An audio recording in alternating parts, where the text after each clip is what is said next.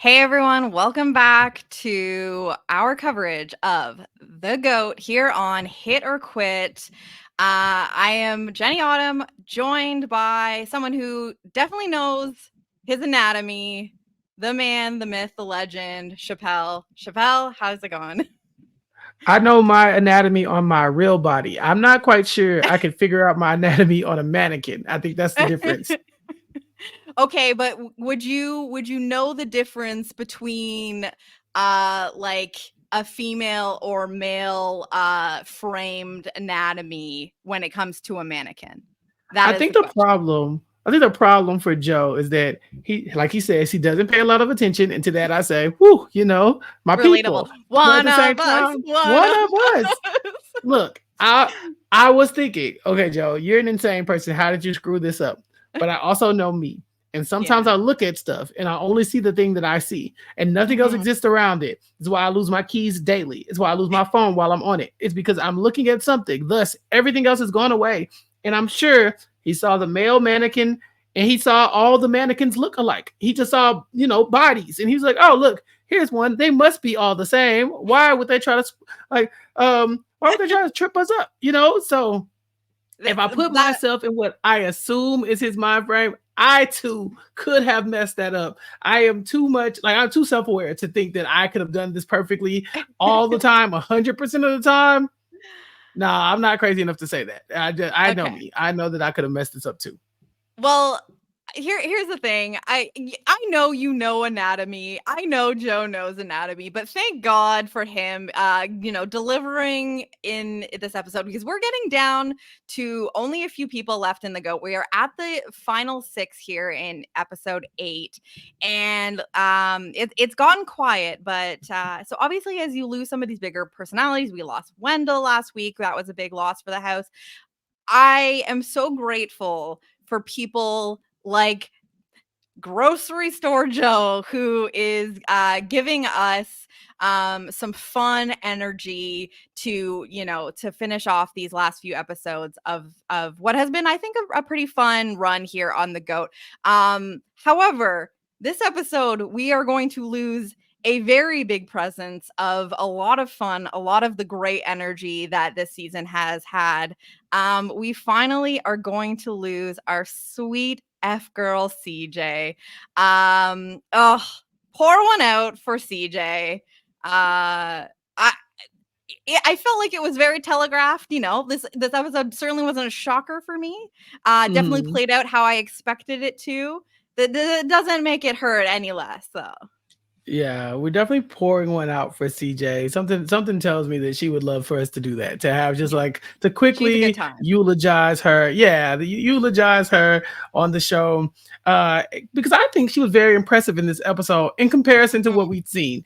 Throughout the season, we've seen her like poolside, kind of wondering why is everybody strategizing? Why can't we all just relax? And this episode, we saw her with her back against the wall, and she was fighting throughout to Mhm. stay in the house. We saw her campaigning several times. We saw her do it really well in both competitions. So if we had to lose CJ here, it's a bummer, but at the same time, I think she put up a good showing on the way out. Absolutely, and she even says it, at some point during this episode where she kind of surprised and impressed herself, where she came in thinking that, she wasn't gonna be that good at any of this, and, she finds herself in this situation where, um, she's got her back against the wall and she's the big target because, because she's a threat, but also because she's kind of outside of a power structure alliance here, which interestingly in this episode we get actually some like explanation of like who is working with who and what the end game kind of alliances are. We get mentions of final twos and final threes and final fives, and I feel like besides knowing that Davon and Jill and Pow were like a three and working together, and that Davon and Jill especially were very close, a lot of the like, and we had like the Wendell's alliance like earlier on in the season where he laid out all of the guys he was working with, but I feel like a lot of the connections through the season we've kind of just had to like parse on our own. And I appreciated that we got filled in on some of the end game deals that are coming together in the house, because the big theme of this episode, it kind of ended off with Wendell saying like, hey, it's Davon's game to lose at this point.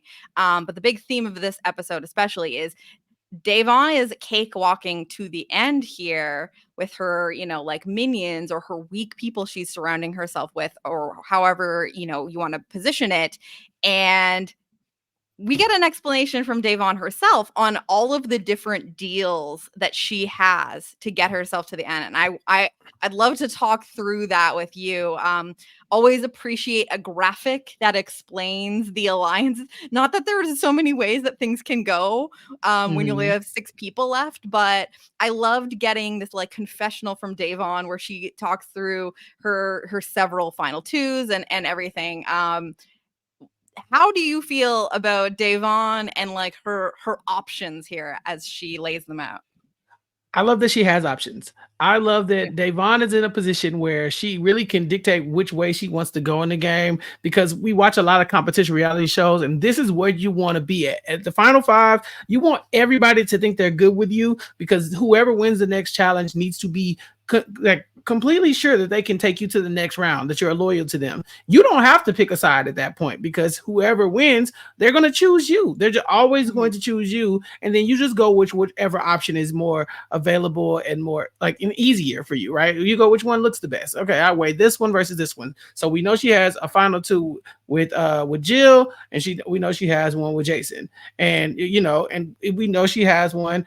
She had a final three with Jill and Powell, and she had a final three with Jill and Jason. And It's she has like a final 2 with Joe and she has a apparently as final two with well. Joe, right? And Yeah. so it's like, so if Joe wins, Joe will take Dave. Jason wins, we know will take Dave. Basically, every iteration of these alliances will take Davon to the end, and that's what she's looking for. Now, the question is, does Davon win the next challenge? And then what does that look like when she would have to pick somebody who's not in one of those alliances? But altogether, that's the final five. And then inside of that, you have Davon's onion. And again, love this for her. We've never seen her like this before in the game. Mhm. She's playing hard, and I kind of love to see it. I mean, and this is not to say that no one else is playing, but I really think that she's kind of in a league of her own when it comes to, this game and playing it fully, playing it strategically, like showing up and winning competitions, and also it like getting herself socially set up and insulated in a lot of different ways. I really do feel like Davon has been like the triple threat, and not no one has front to back has been playing it like her. Like the heat was on her so early, and the fact that we are now down to final 5, and this final 5 that we're left with is all people that she's had some sort of end game or final 2 alliance with. That's very, very impressive and awesome. But what is kind of ramping up through the course of this episode is you know people are becoming woke and they're being awoken to the idea that okay, Davon is really like she's we're going to see her win 2 of the challenges in this episode here, and we're getting down to it, and people are starting to wonder where they stand with her. I think it's very interesting how when Davon is going through, her alliances, so she got final 2 with Jill, final 2 with Jason, final 2 with Joe. Within that, she's got a final 3 with Jill and Pow, and she's also got a final 3 with Jill and Jason. And she basically explains there everything involves people except for CJ. So this is how we get it telegraphed that CJ is on the outs here. But I think it's interesting now that we're down to final 5, and the one person that Davon doesn't say she has a final 2 with is Paula becomes kind of like CJ's target of like, trying to get some sort of resistance here. And I think that's very interesting. That is the one person that she has been working very closely with. Why doesn't Davon have a final two with Paula? I don't know. I really don't know. She never really explains it. We know that Paula talks about the final three that she has with Jill and Davon, says they're good friends. Maybe it's hard to get a final two with Paula without pissing off Jill. Like maybe if Jill Mm. finds out, she's like, wait a minute, hold on. Because to Jill's knowledge, Davon's probably in all the alliances with her, right? Because she'll know about the final three with Pau and the final three with Jason.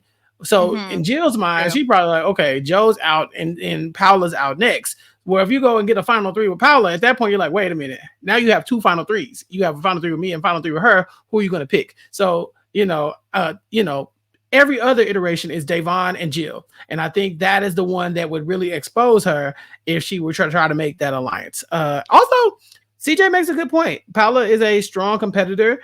We know she's very competitive. She does not like looking weak, and that Mhm. by CJ identifying that Paula might be the one, the loosest link in this alliance with Davon, maybe she's the one that she should target and blame.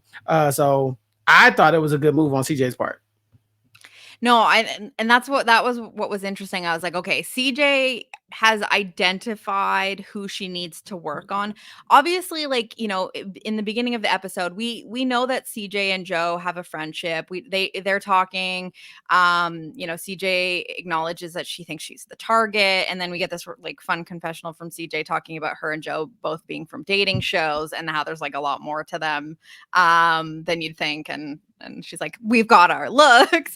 But I think that, what ends up being an unfortunate thing for CJ here is that, she's ultimately going to end up in a situation where the only person to campaign against, I guess, to keep her there ends up being Joe. I really wonder how this, could play out differently if it's not Joe that's next to her at the what is the ultimation? Is The that what ultimation challenge, I yeah, will that's the one. eventually, learn this. Mhm. Probably I won't have to ask you babe maybe by the time we hit the finale. We ain't got Um many episodes left, so we yeah, it's I'm it's getting fine. closer. Yeah, look, we got this far. But yeah, Joe is going to be tough, but I don't think CJ stands a chance. I think that if you're looking at CJ, like all these alliances, they all kind of know of the other alliances that Davon had. Like, I don't think anybody is going to be shocked to find out that they're not her only alliance, right? So if Davon flips or tries to flip the house against anybody but CJ, I think it puts a big red like flag on her, and everybody knows that Mhm. she's gaming hard. I will say this: throughout the season, people have been alluding to Davon gaming really hard, and I have questions about maybe what happens when Davon gets to the end with some of these people. Because although it Right. looks like she has a good path set up to get to the end, Wendell complained about how hard Davon was playing. They were upset with Davon for throwing the challenge. CJ Mhm. said multiple times, "We're just trying to kick him out of pool. Why are you gaming so hard?" In the preview of this episode, Tosh says, "Davon, it's the GOAT, not Squid Game." So I'm wondering if that's any signal to us, the viewers, that she's doing a lot, and so Yeah. maybe it's a competitive game. But if it's a jury vote, I don't know. Maybe she wants somebody a little bit more contentious at the end who could lose some votes. Maybe CJ wouldn't be awful for her to sit next to at the end. Well, this is the other thing, again, it would not be a show that we podcast on Hit or Quit without not having any clarity on what the end game exactly looks like, how we get Right. there. Even though we're getting, talks of final two, final three, we don't know what that means. We don't know if there is some sort of jury vote. I mean, we can it this the structure of this game is probably closest to what we recently covered in House of Villains. Ultimately we ended up getting the eliminated people coming back and almost all of them doing a vote. So because a lot of this format has been big brothery, I would say, I think that would make sense to expect that we will probably have some sort of like jury vote thing. And I think that a lot of the people up until this point have left, even though they were kind of at times frustrated with Davon and how hard she's gaming. I think that there has also been like kind of like, hey, I tip my hat to you, like respect, like you've been really playing, like, you know, maybe not the energy that I would have brought to this game. But again, this is how you get when you bring people from different kinds of reality shows and you get someone like Davon who has always wanted to play to win and has, you know, taken the games that she's played seriously every single time she's played. She just hasn't really had like the ability to get herself in this kind of position. And I think that now that she's got the opportunity and like, you know, like the end is in sight, like she's not going to take her foot off of the gas. But I think that a lot of the people that have gone so far mostly respect her. Like we see Wendell, and I know that they had like a you know, a personal relationship going into this. Wendell being like, "Hey, Davon's game to win or lose. Like that, you know, I'm rooting for her." I think that this is the scariest portion of the game for Davon now because we're getting down to people that she has made she's made relationships with, she's got bonds with, and I think there's you know, numerous people here that are expecting that she's going to protect their best interests, and she's now reached the point where she's going to have to break agreements, and you know, because ultimately she didn't really make any promises to CJ. This is exactly the move that was to be expected here. I really worry, like you said, if people are going to feel some type of way about how Davon handled them.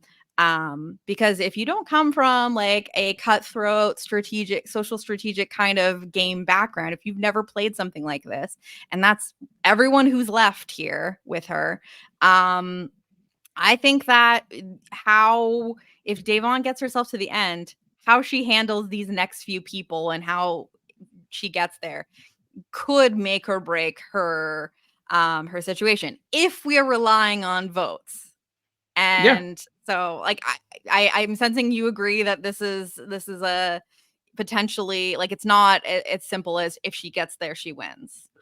Well, that and does she even get there? You know, some people Yeah. went out and it looked like they were, you know, very congratulatory toward Day in her game. Like, hey, Day, you're doing a great job. Hope you take it.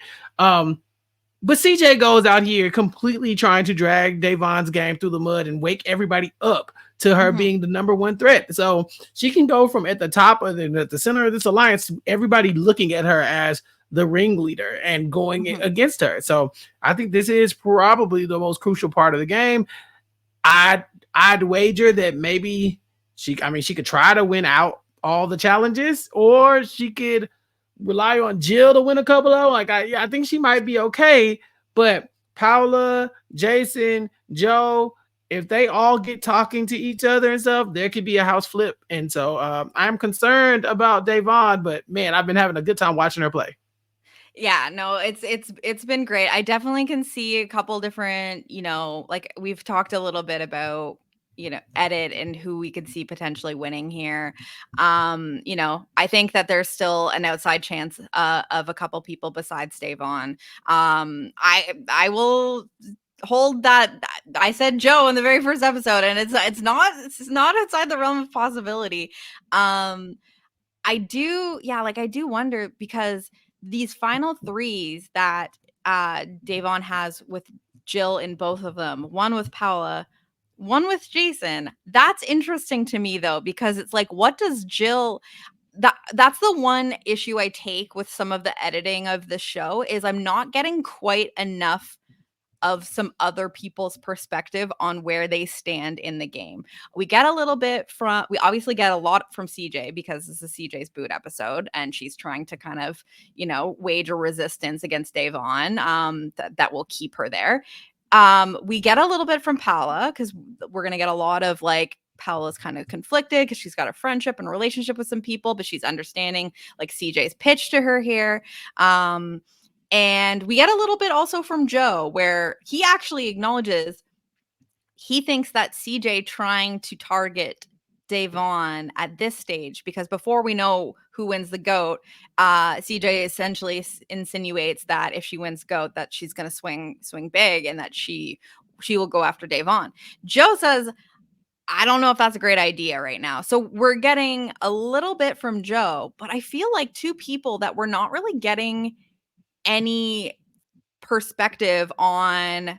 Well, like we know that they're working with Davon because of Davon, but why aren't we getting anything from Jason, and why aren't we getting anything from even from Jill on like how she feels about working closely with Davon and what that means for them? Like I just don't understand why we're not getting any of that.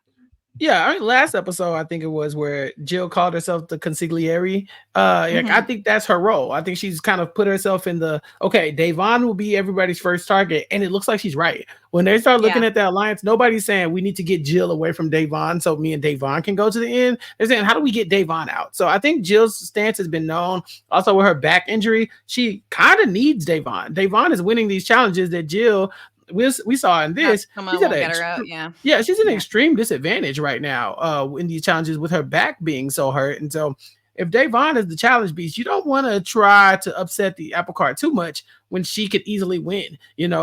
Had she not But been the GOAT.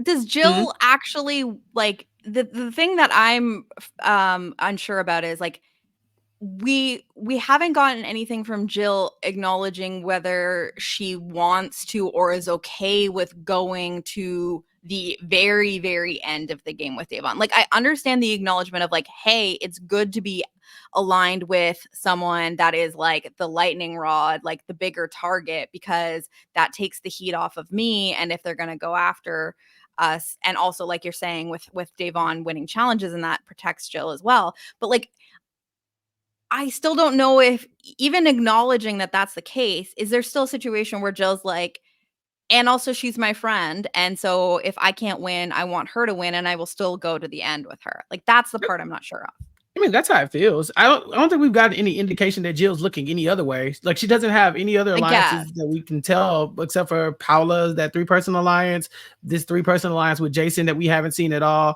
So Mhm. it looks like Jill's gonna ride this one out. And I think in a jury vote, Davon should be concerned about Jill. I think Mhm. that she can come out and say, I've won all these challenges and I orchestrated a lot of stuff, but the vote doesn't matter.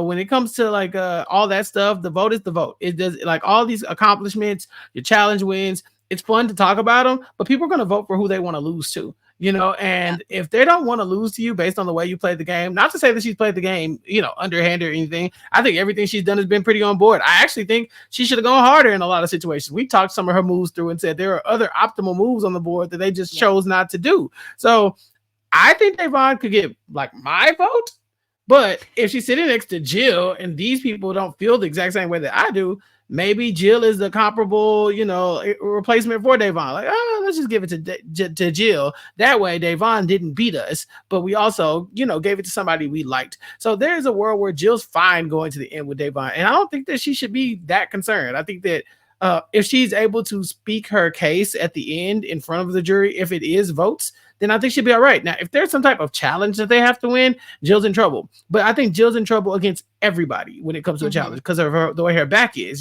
She can compete. The person she might beat is Joe if it's something to do with in a puzzle. So I think she's in a tight spot where she doesn't really have a lot of other ways to turn. She could flip for sure, but Yeah. if she flips, she's probably next.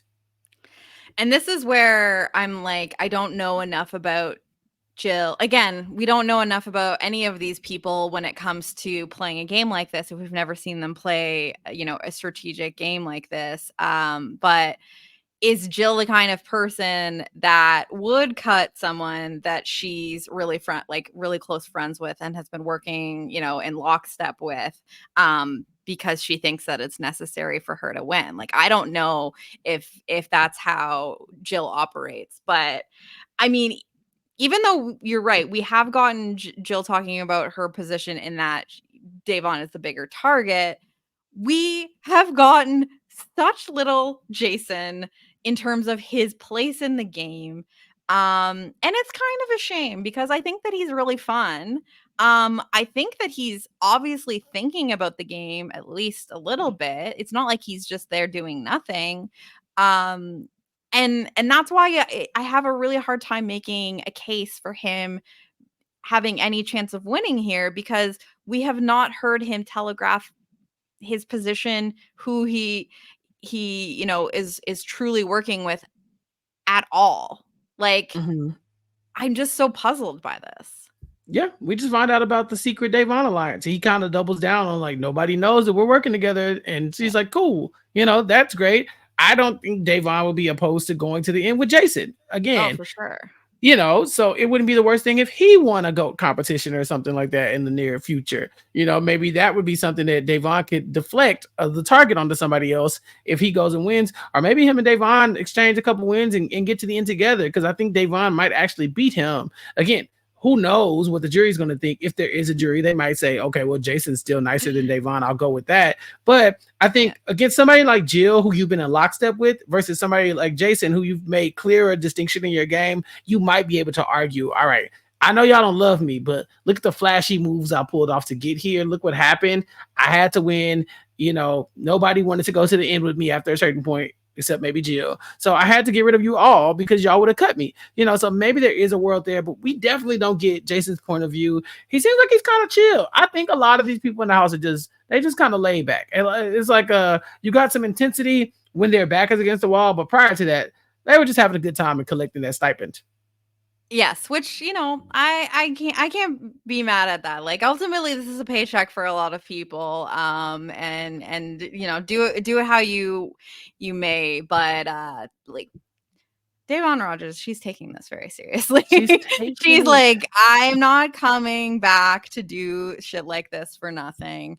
And she's close. This is the closest we've seen her get to sweet victory, and it's been fun. But yes, I am very worried. And again, we don't know if there's a jury. We don't know if it's a final 2 or final 3 situation. Even looking at House of Villains, like, there were 3 people that were up for a vote ultimately at the end there. So there's a lot of different ways that this could go, but I have to feel like Jason and Davon, like, their connection had to have been recent, right? Or is it possible that she had some side thing going with Jason earlier? Because Jason was in that big Wendell run alliance of the guys. And that it was when the guys versus the girls. And you have to think that, like, Reza and then Wendell going had to have been the time where Jason's like, all right, well, my alliance is literally gone. Mhm. um, so I don't know, but because we haven't seen anything about this pair, or even the threesome with Jill, like, maybe it was recent, or did they have some sort of unspoken, like, Mr. and Mrs. Smith type thing, like, earlier on? Like, who knows? Yeah, I don't know. I don't know. I think Wendell said in his exit press that maybe Davon had work like a secret working relationship with Justin too. So I Yeah, think that she's that's just been touching true. base with everybody enough to where they know, all right, if she wins, I'm not going to be the victim. And so I thought it was very impressive that when CJ goes to Paula, she says, okay, think about this. If Davon is winning all the challenges and you're aligned in this group of 5, you're in this group of 5. Y'all are all coming against me. If you had to pick somebody to knock off the board next, why wouldn't it be you, Paula? If you're the strongest competitor, and I think that was such a good idea, because if you think about it, Yeah. Why would Davon cut Jason? Why would she cut Joe? He can't figure out the mannequin. So like, Paula, this could be where you need to step in and say, am I going to stay in this position, or am I going to make a move to where if Davon wins the GOAT next, I'm not next, to go. I think this is a pivotal moment, and people like Jason and Joe have been like able to benefit from Davon and her not targeting them. But at some point, realistically, somebody's going to get targeted from this final 5, and nobody should want it to be them. Yeah. We have to think about how this could go at 5. Ultimately, it's going to come down to who is going to be the GOAT. So, I think, based on the previews for the next episode, it's gonna get spicier. But we should talk about how we get to, Davon's comp run in this episode. So it's fashion week it's fashion competition show week, I guess. Yes. Um, and so we are gonna get to our goat comp. What is the name of these challenge? Do they have names? I Is don't know if this one had I don't know if their this one version of had the like house head of a household? title. Yeah, The goat basically the goat of the week challenge. challenge. Yeah. Goat of the week, whatever. Jenny, do you like fashion reality shows? I don't think I've ever heard you speak on one before. So I don't know that I've ever watched any. I mean, I watched like, do you count America's Next Top Model as I fashion? do. Yeah, that Okay. counts. So I watched like some America's Next Top Model in like the early days. Like I probably watched Mhm. like the first like 5 seasons. Mhm. And then I fell off. I don't think I've ever watched Project Runway, but I think I would enjoy it. You would love The Project Runway. Let me be Okay. very clear. You would Okay. that feels like a gift I need to give you. Here, go watch Okay. that whenever you get a chance, because you would go up. I know you. You're like me. You get connected to your character, and then that's it. And so Yeah. I really, man, yeah, I kind of want to. Yeah, you need to watch Project Runway because I just feel like Okay. that's a missed Okay. opportunity for Jenny Autumn. Okay, and that's the thing, it's like I kind of thought that it was my sort of thing, but I just haven't gotten into it. So what other shows do you think fall under this umbrella? Like I know there's so many, but Yeah. So like so I've many so I've shows in seen general, like things I don't even know about. Yeah, so I've seen roughly 10 seasons of America's Next Top Model in the early days. I've seen about the same amount of Project Runway. Honestly, it was around that same time where I was just watching Yeah. any reality show. So I was like, Yeah. oh yeah, Top Model, fine. Project Runway, I don't know what's going on, but fine. Sure. RuPaul's Drag Race, I guess would still count as a modeling fashion I guess competition as yeah, no, I well. guess you're right, yeah. Yeah, and so I've seen a couple seasons of Drag Race, like just a couple of All Star seasons because I thought they were going to be eliminating each other. So there was a few. Of course, you got like What Not to Wear and those shows like Okay. The Cut. See, You know, 'cause you that's the know, thing is, like, not everything is competition. Like, right? if we're doing reality shows here, like, not everything is even though this is a competition show, Uh not huh. everything that falls under the reality show umbrella is competition. So you're Yeah, right to say that, like, do we count What Not to Wear? Do we count, yeah, I think so. Why not? like okay, because I definitely I had, like, a what not to wear phase, like, in the early Okay, 2000s, I would watch that. I've never Um, seen What Not to Wear. I've heard of it, but I've never seen it. it's fun. It's fun. It's I don't know, I just, like I like makeovers. Like, I like Oh, okay. seeing people, um, get, like, a new wardrobe and, See, unlock their potential, you know? and you're completely unspoiled on Project Runway.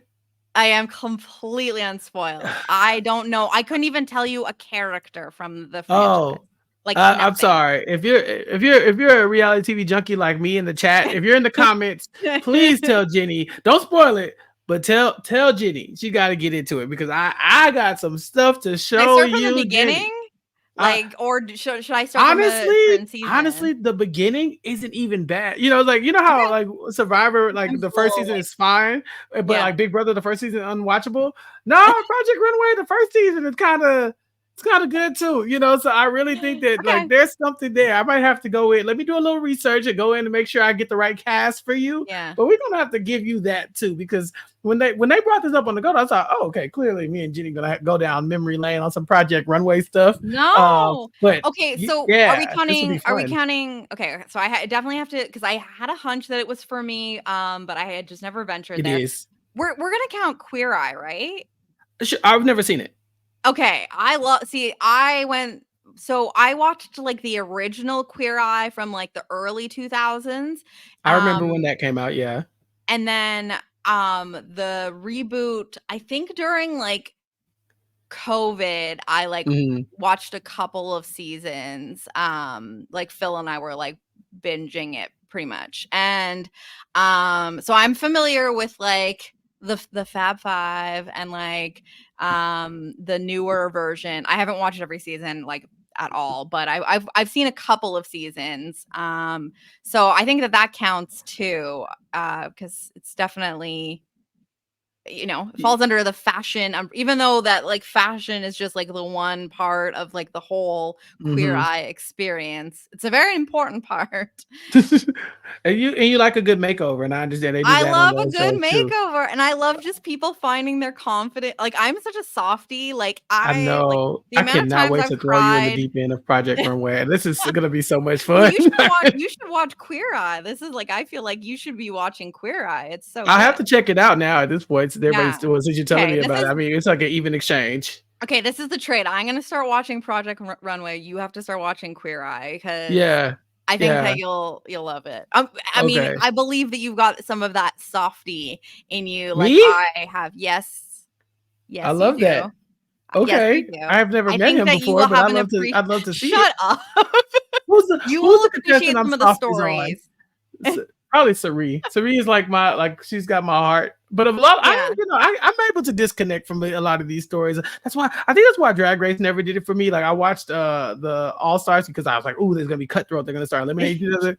But everybody's You like, "No, wanted you the gotta mess. watch the regular season and hear all these stories." Like, I don't really care. But I will check it out in exchange for you doing Project Runway. I'll Okay. definitely check it out. I think that's a fair trade-off. And I think that you'll enjoy like the Fab Five.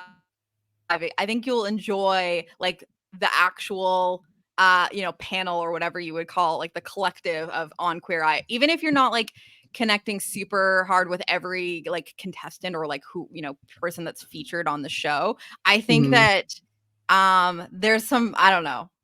I just have like a deep appreciation for some of them. So Cool. I And I think need that you to you meet have Jeffrey to. Sibilia from Project Runway because Okay.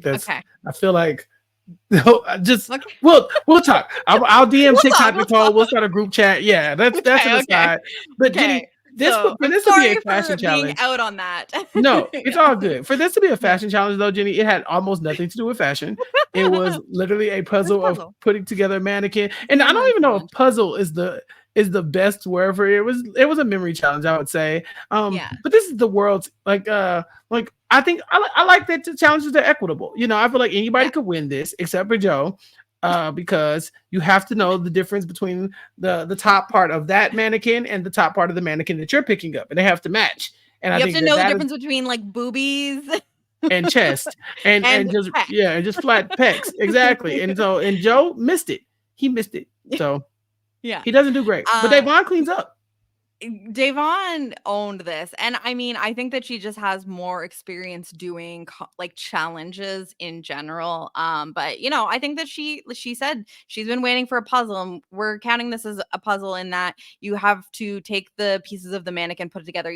There were different wigs, different veils, different wedding dresses, so it was like the memory challenge where you had to figure out exactly what pieces and put it all together. Apparently building the perfect sex doll for Tosh.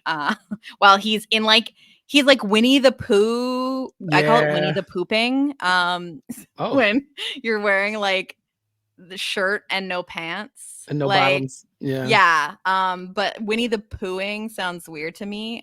So I call it Winnie the Pooping. I call Uh it the Omer from Survivor 43 or the or Omer, yeah, 42. that's Yeah. true. But you could Yeah. like tell like he had his little like boxers. You could see like a little shimmer of there being some sort of bottom. It's just like his little ostrich legs made me so uncomfortable. I was like, Omer, The put some ostrich pants shirt and on. the ostrich It legs. was the way his legs were. Yeah, his legs went right along with the design. But it's like put some pants on. And Tosh, this is blasphemous because he's dressed like a priest. He's dressed like a priest, but he said he turned it into like a sundress or something, Mhm. which I think was a very liberal description of what he was wearing. Mhm. Yeah. So it's gotten hot this week apparently because I Yeah. noticed in everyone's attire, like no suit jacket later in the episode for Tashi's like wearing like a man onesie, I think at one like a Mhm. romper, a romp. Yeah. What was the name? I feel like this came up on News AF like years ago. What is the male version of the romper? Isn't it like Oh, the that'd be romp him the or romp something? him. The romp him. Yes. Yeah. Okay. Yeah. I There wanted was to a make sure I couple got of that right. I seen the rompums when they dropped, and I was like, I don't like this. But then there was a couple where I was like, well, hold on. I feel like let's not be too hasty. There was a okay, couple of them that I thought I could probably pull off. Now that was years ago. Now I could not. But no, back then I had the body for it. I was ready. I Chappelle, was ready to show up. we want you in a rompim on stage at the next RHAP live show. Uh, That's what we need. yeah. Well, If I you had to want stop Chappelle wearing. in the rompim, let us know in the chat. I had to stop wearing sweatpants to those events because one, it's unprofessional, and two, people kept talking about me. People was like saying things, and it was inappropriate. Oh It my was very gosh. inappropriate. I was like, I'm These are just the trying to do my DMs job. that DMs, we they said alluded that to to me on at the the MILF after party. Manor pod. No, they said that to me in person. They were Oh, like, sir. I said, good ma'am, could you please unhand me? It was a good night. It was, like, but I I love the thought of someone listening to this and being like, that was me. it was me. It was me. You see me. That was Yeah, she me. know who she is. No, It wasn't me. It wasn't me to be. no, it wasn't you. It wasn't you. Imagine me just like pretending it wasn't me. We're just like coyly being like, and it was Jenny the whole And it time. I was was talking about Jenny the found his, whole time. his track It, minutes. no. But I'll look into the rompums. I don't know. I think they're out. But I I think think you at could first, rock it. Let's bring it back. Everything that's old becomes new again. I think Mhm. that summer 2024 could be the rompum back because if Tasha's doing it, it's fashion week. Yeah, it's Fashion Week. Yeah. Yeah. So Davon, I mean, it looked like it was a little competitive, but Davon CJ was was close.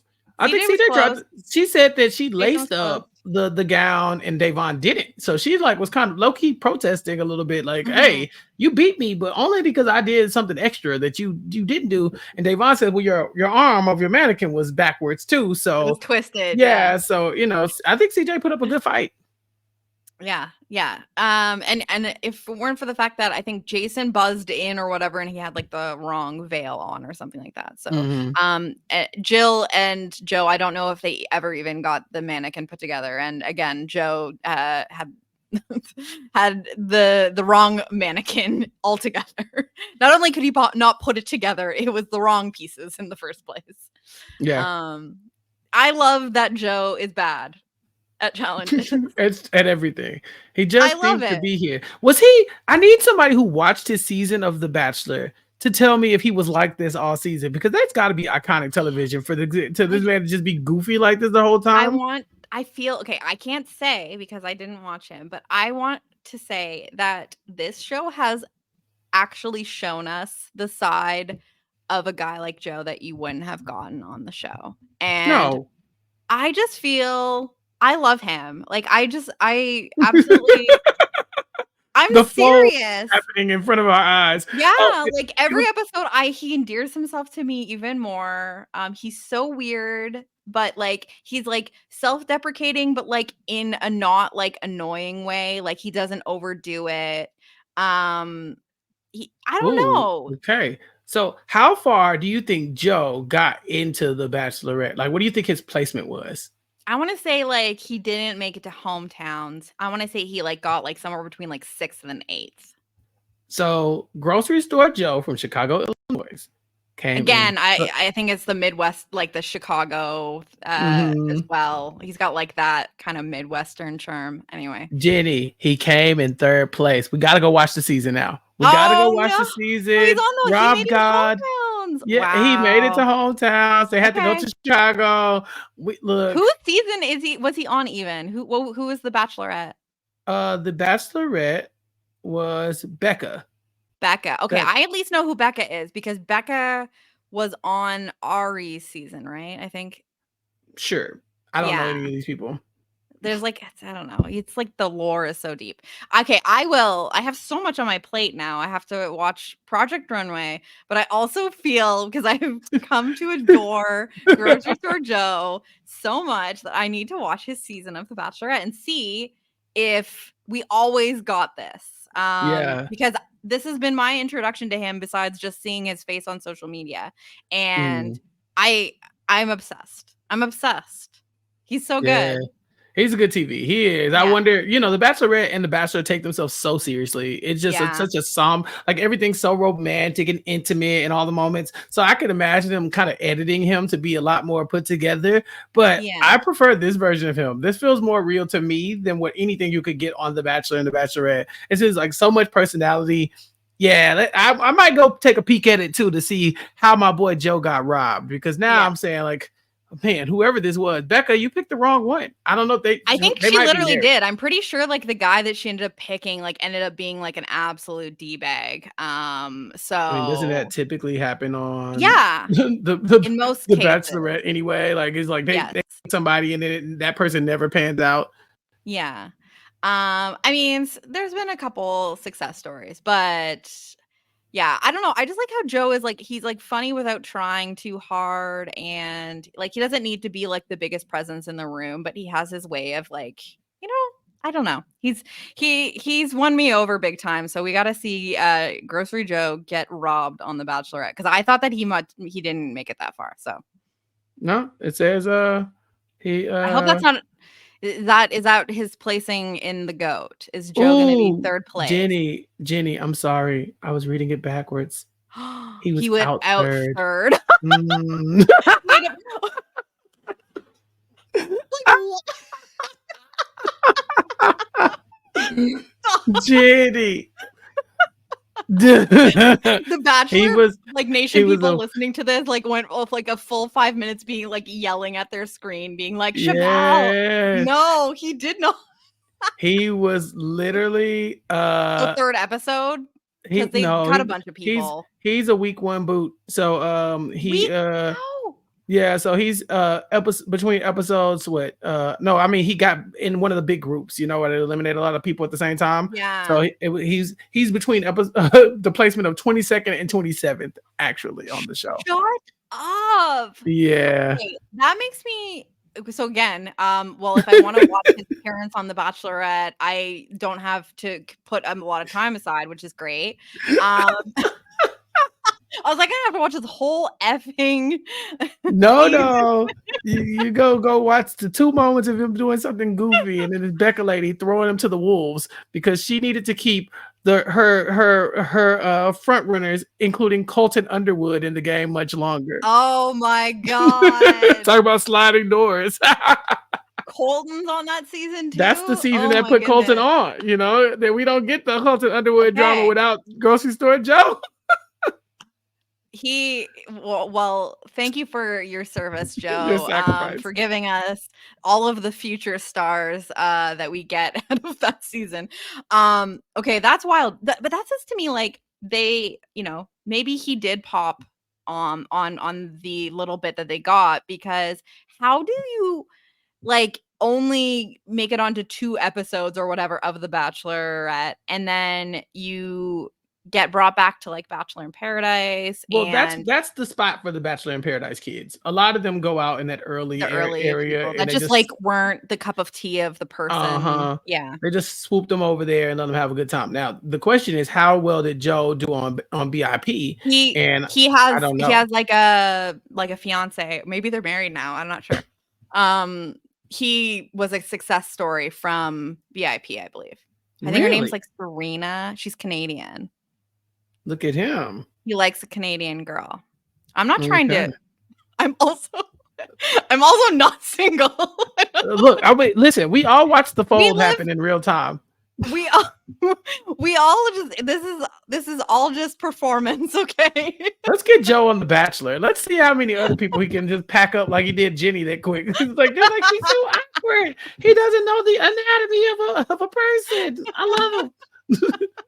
He eats a cupcake with a fork. Why is he eating a cupcake with a fork? Well, I don't even think that's that odd. That's not that Okay, odd. Just well, like the speaking cupcake, but still. of my beloved partner Phil, who was watching the episode with me, and has not been watching the whole season, but he did watch this episode with me.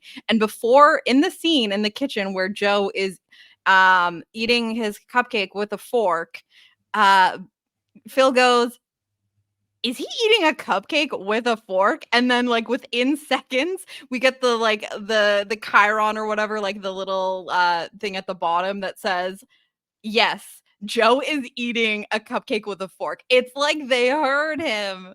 That's good editing. They knew, they saw us being like, what the hell is this man doing?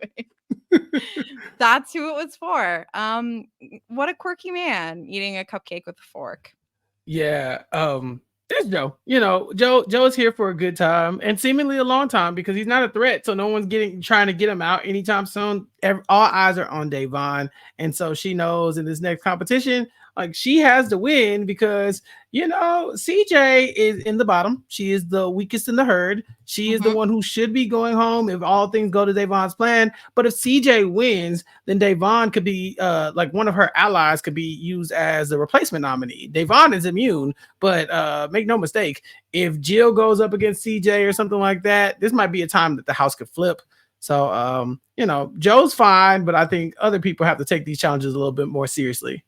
Yeah, and Davon doesn't want to show her hand yet either, right? Mm, So even though if CJ were to win this next challenge here and save herself, Davon doesn't have to put someone up. CJ gets to choose, but Davon doesn't want to be in a situation where she's having to choose between, anyone that she has some sort of end game agreement with over CJ. So, she you think maybe take the foot off the gas a little bit because you don't want to be the huge threat, don't win a competition you don't necessarily need to win, but ultimately CJ is someone who's good at these challenges too. She's been kind of at the front of the pack in a lot of these, and the objective becomes you need to win to stop her from winning. And the second challenge here is, again, it's Fashion Week.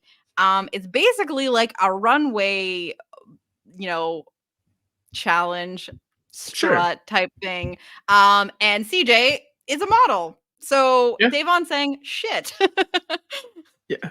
She has great posture because she's been modeling. She's like, I can Mhm. walk with a book on top of my head. They have to dodge these little falling things. They have to like duck under them. They have to stand up on a platform, strike a pose, put the books on top of their head and go back. It's an easy challenge, like easy, like as far as like complication goes, right? I won't Yeah. say it's easy as if I can do it because I posture being clumsy is kind of like my thing. It's like one of Right. my identifiers. So I Oh, definitely don't need to be on camera trying to walk in a straight line because that's just going to be an embarrassment for everybody involved.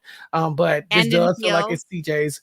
Yeah, and in heels. Yeah. What a turn of events to be like, hey, you got to do this in heels. And at first I thought, well, that sucks. But then I also thought about it from a reality TV perspective. There are a lot of times where women are forced to do challenges that because they are like anatomically different, it's harder. You know what I'm saying? Mhm. Like, I saw like Yep. I read a thing about like on Survivor how like sometimes they'll catch the women without their bras and they're like, I don't want to do a challenge right now because I have to hold myself down in order to stay one appropriate, but also to have a fighting chance at running. Rarely do we see men in a spot where oh yeah, being a man is like, oh yeah, that makes this a little bit tougher, and so I think that here saying, all right, cool, because if there was a fashion show challenge in the olden days of reality TV, they definitely would have had those women up there in heels and men up there in like flats or whatever, and Oh, so yeah.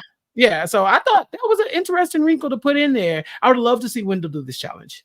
Oh, yes, that is the one thing we missed. I would have loved to see Wendell strutting down the runway in his heels. I would love to know if he was a A socks size or barefoot 14, guy. size 14 Because stiletto. Yeah. yeah.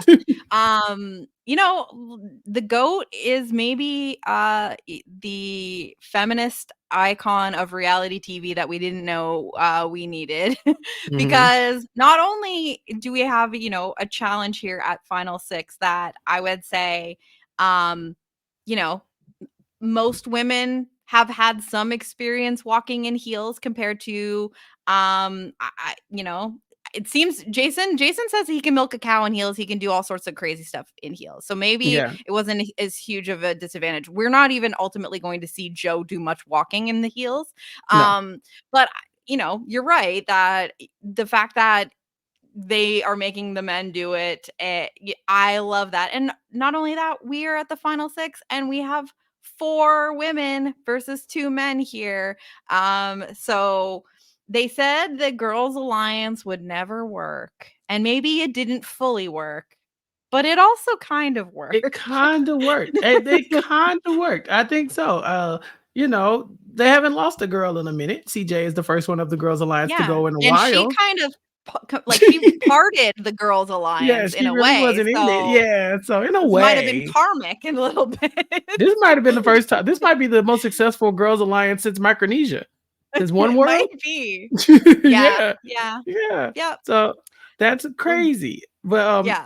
again, I just thought it was interesting wrinkle. Not to say that all women can walk in heels and vice versa for men. 'Cause I'm No, sure I've seen some men obviously. do some crazy things in heels. I'm sure. Look, if Alyssa Edwards was here, if Justin was Oh, here, that'd be different no problem. story, different Right. story. That would've been, Justin could everyone would be like, "It's rigged, it's rigged." right. Justin could probably do this hand on a handstand, just like Yeah. walking, like it would be crazy. But I do think it was an interesting wrinkle because you just don't see that kind of stuff anymore. Yeah, no, and I will never tire of, like, how low budget and simple these challenges are, but that Mhm. they're, like, simple enough in that it's like, "Yeah, okay." I don't feel like anyone has a massive advantage here, like, everyone was saying, "Okay, CJ, has the advantage here because she's a model, she's got modeling experience," but also ultimately, it's, like, balance as well. And I do feel like do we think that maybe Davon, despite, not being the model by trade here, and beating CJ by I think 3 seconds, did you notice Davon's strategy on the runway? What a run. She had her arms out. Oh, so Devon has definitely done some modeling. There's no way that you look like Yeah, that and she you says haven't she's done been any on the modeling. runway, just not in a Right. while.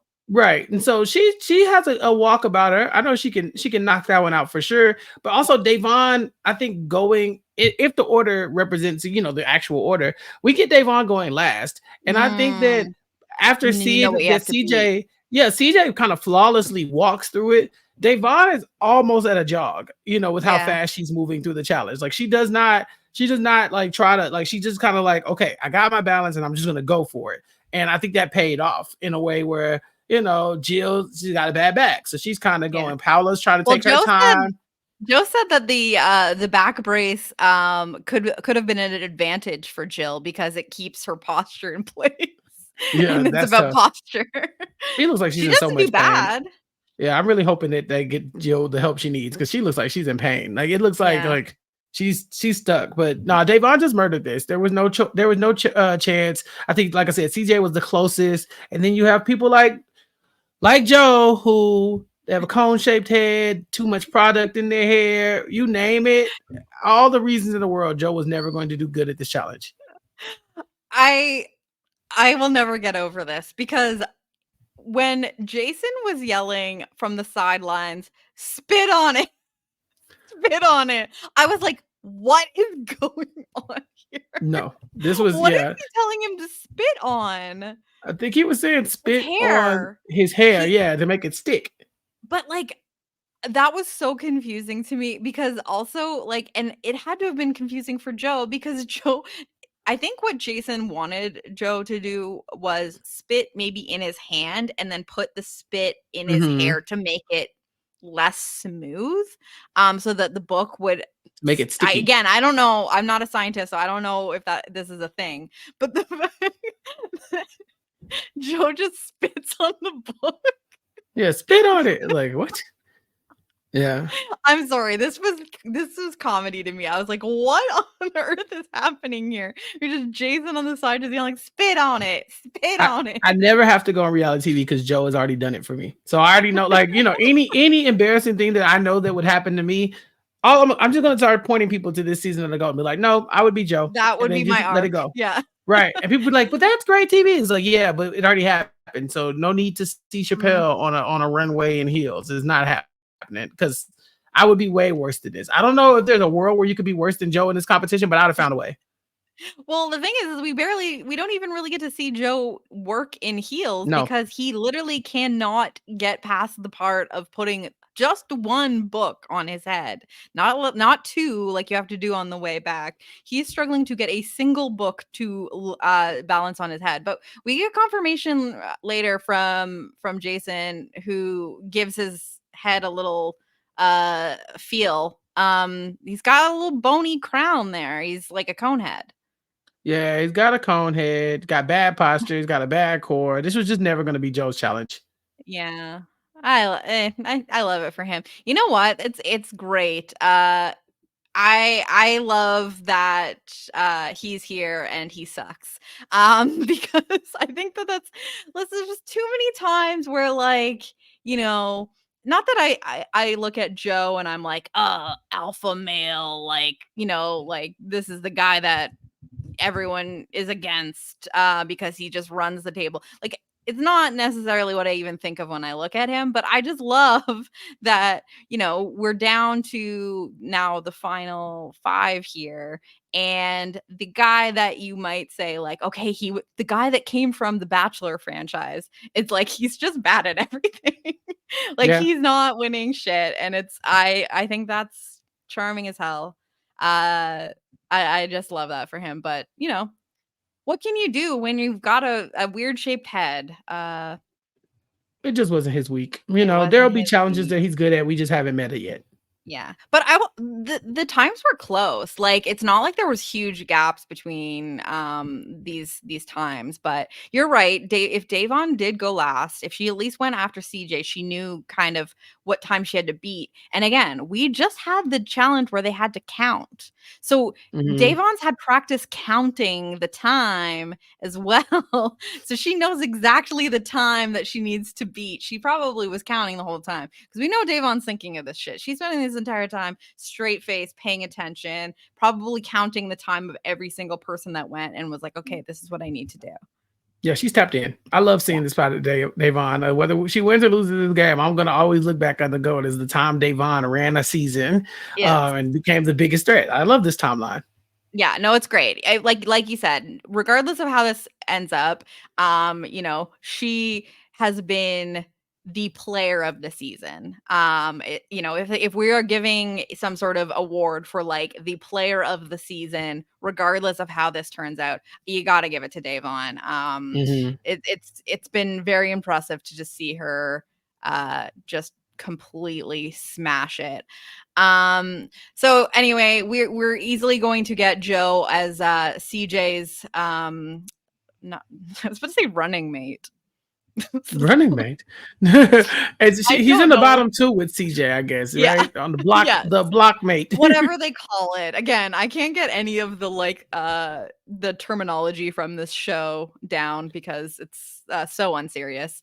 Um and we got a little montage of CJ trying to rally votes, but we had to know that it was not going to go well when they didn't even show us the content of what she said to a couple of people. They only really showed her conversations with Paula. Like, cause she's like, we get CJ being like, so I talked to Jason and then I talked to Jill, and they just show her, like, sit down with them, but, like, Mhm. nothing of the conversation. Like, the writing's on the wall at this point. Poor CJ.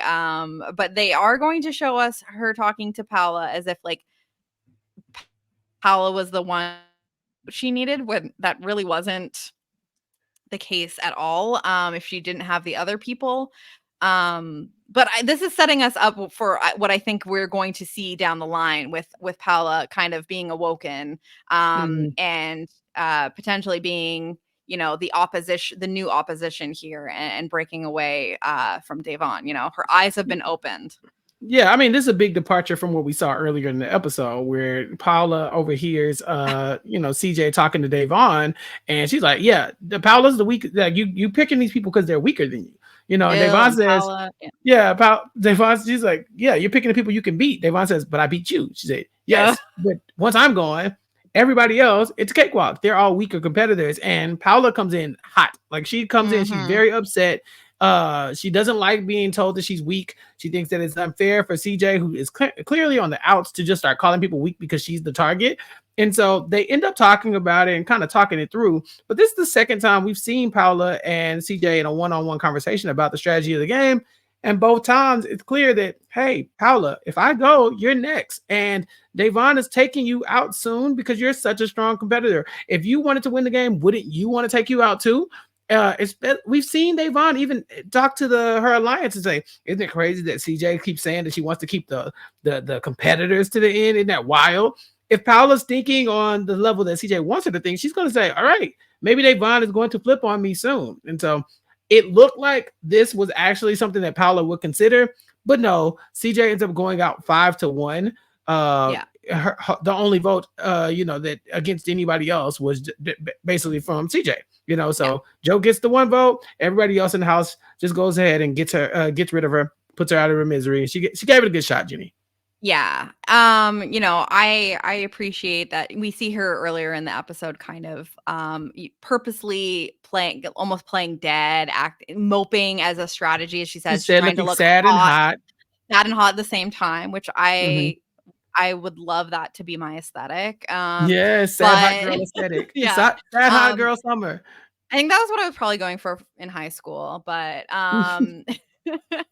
but I wonder, and I kind of said this, at the top of the episode here, like, would this have been a different conversation if it weren't for the fact that her, opponent here in the bottom two is Joe? Because I really, again, everyone's been in alliance, so maybe she just had no shot no matter what. But I think even with Paula, if she was kind of getting closer to being like, okay, I might need to do this. Um, if Paula sees herself as like a strong competitor, which we know that she does because she takes personal offense to, being painted as like someone who's beatable and weaker, you have to also look at Joe and be like, um, okay, I can see that Davon is very strong and she has a chance of like running the table here and winning everything. But I'm no slouch. But I also, to have a chance to win, I still need to have other people around that I know I can beat as well. And can anyone rationalize taking out Joe here after the showing that he just had this No, week? no, Yeah. no. Yeah, So, Joe is the safest person this round, despite being final two. I mean, in the bottom yes. two. He is fine. Nobody's coming after him. Yeah, and I think that maybe this could have been a more compelling vote if it weren't next to Joe, because there was no rationale to there were even though CJ could make a rationale to keep her as like some sort of, you need me to um kind of help take out Davon, because if no one takes her out, she's going to win. Like, I get that, but there is actually no rationale for getting out Joe. And so maybe that pitch has more legs, that Joe wouldn't know where they belong. Uh, that might have more legs if it's not against him. Yeah. So it's too bad. It was kind of just watching a slow car crash with CJ here. She was on an island. But how did you feel about what she says when she's leaving here? I didn't feel like it was that bad. Like, everyone's like clutching their pearls at every moment. Like, Yeah, I felt like this was fairly, it was fairly chill. I don't think CJ has the speed of like a Kristen or something like that who will stand, or even Reza, who would like burn mhm, it, burn the place down on the way out. But she yeah, does, interestingly enough, give Joe like, hey, I think you're great. But everybody else, I think you're gonna lose to Davon. Congratulations, Davon, on your money. And in reality TV, we know that's putting a target on somebody's back. That is not a sincere yeah, congratulations. I'm happy for the game you're playing. Because if you really were happy for the game they're playing, you wouldn't do anything to highlight that so that they'd be targeted. But yeah, she makes a very clear stance that, Jill, you're playing for second place. Congratulations. Have fun losing. And then she leaves mhm, them all like that. And so, yeah, I think Jill, Paula, a couple of them, even Joe says, she just called us all suckers. I think they don't respect our games right now, and maybe we do need to make a move. And it looks like in the preview for the next episode, they might actually start to make a move. I Davon and Paula in each other's face. it got hot. I don't know Whew, how they got there, but that's not a fight you stage. That's a real argument, and no, I wonder where that's coming from. So I'm very excited to see what happens on the next episode. Yeah, I'm very nervous. I don't know. It's like seeing the fighting, I'm like, "Oh, like obviously I want mess, but I'm also like, "Oh my gosh." Yeah, I think also Paula says in this little interaction, she says you need to learn how to lose, which is a line she says in this episode, I think, to CJ. When she gets Mhm. mad at CJ. So this seems to be like a go-to thing for Paula where she says, "You need to learn how to lose," which I thought was like, okay, that's potentially spoilery. I Because don't know. I just feel like she just like lose with grace. Like your back is against the yeah, wall. Don't start mudslinging on your way out. Just kind of take your yeah. L. You're trying your best, but don't get nasty. Don't call people weak. You know, Mhm. Paula really took offense to that. Yes, yes. And Joe acknowledges that what CJ says go on her way out does him a favor because he I like that Joe correctly identifies how people like see themselves. Like he is very aware that like Paula is like a very competitive person, does not want to look weak, and that putting this kind of fire under her is that's the person you got to go for. And now I think Joe has acknowledged like, okay, yes, I've been working with Day, and maybe the round that CJ goes out here was not a good time for Day to be targeted just yet. Now it is.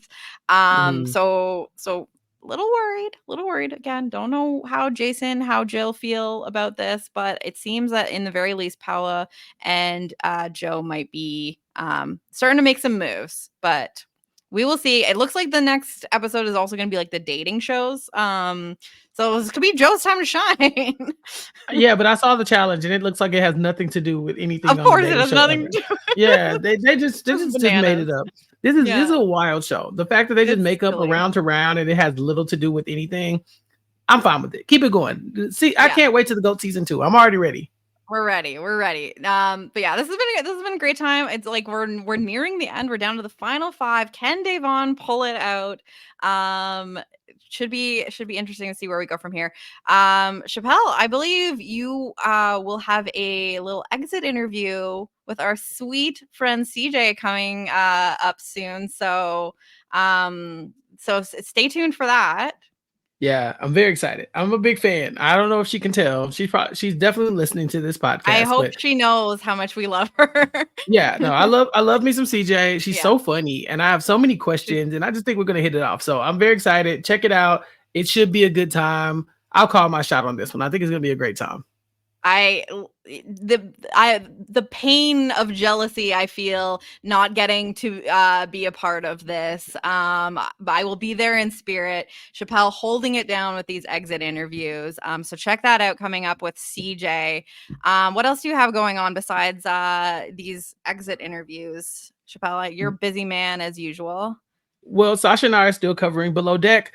Shocker. Rob tried to fire us, but we're back, baby. And so What is he thinking? last week we had America from Big Brother on, and it was a great showing. This week we had the Daddy Network on himself to answer some questions for the audience about what the hell was he thinking? Why was he trying to get rid of me and Sasha? And so until further notice, we still got Below Deck coverage coming, and hopefully we bring in some new spicy guests to keep everybody entertained as we try to maintain our jobs at the Daddy Network. So keep up with that on the Below Deck RHAP Ups feed, that's Below Deck RHAP Ups feed. And you can catch us live on YouTube at 3 p.m. Eastern every week. Then over on my podcast, Recap Kickback, I'm doing a lot. I got a lot going on over there. I just interviewed the showrunner and writers for the show Act Your Age on Netflix. It was on Bounce TV, and then it became a top 5 Netflix show. And then I had the creator and the writers on, and we talked, and it was a good time.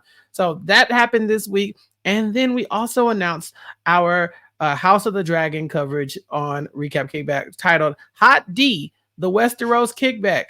And it's me and it's Mari, and we're talking dragons, them thrones over at Recap Kickback every week. So that preview podcast is already up. It should be in the We Know Scripted TV feed as well.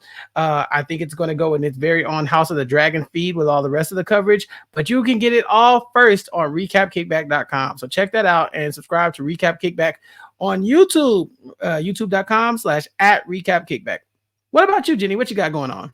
Oh, just goat manor and MILF manor, baby. Yes, goats and milfs. So yeah, the goats and MILFs. Chappelle, you and I were back this past week with Puya, talking some MILF Manor season 2. We will be back again in probably a few days' time to probably recap the next episode when that comes out, and that's pretty much all we've been doing. That's in the 90-day fiance wrap ups feed. Check that Mhm. out. Anything else I'll be doing, I'll let you know on social media at Jenny Autumn, and we will be back, the two of us, um next week with episode Yeah. 9, the penultimate episode of the goat. We're gonna find out what's going on. Why are Day and Paula in each other's Why the faces? girls fighting? Why are the girls fighting? Mm-mm. You know what? We will never fight though, No. because this is my final 2, and I don't have one with anyone else. So Right. And I totally believe you. I'm looking at you, Joe and Phil. I'm in the running. I'm somewhere in the list, but it's a different you know, competition. That's a different yeah. competition. Look, we'll bond over watching Project Runway. Okay. Yes, and Queer Eye. Yeah, sure. Um, but anyway, we will be back next week with episode 9 recap. Thanks everyone for being on the goat ride with us. We'll catch you next week. Have a good one. Bye. Peace.